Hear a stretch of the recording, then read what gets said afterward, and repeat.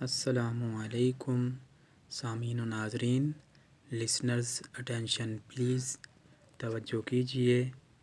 یہ جو میں ابھی ویڈیو بنانے لگا ہوں اس میں غسل کا سنت طریقہ بتایا گیا ہے کہ غسل سنت طریقے سے کیسے کریں۔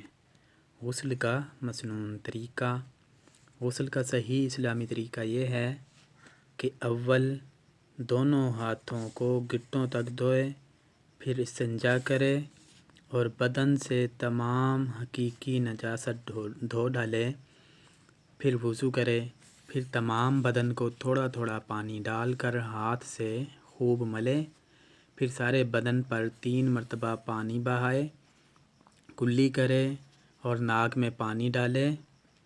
اگر روزہ نہ ہو تو غرغرہ بھی کرے اور بدریہ سانس نرم ہڈی تک پانی کھینچے۔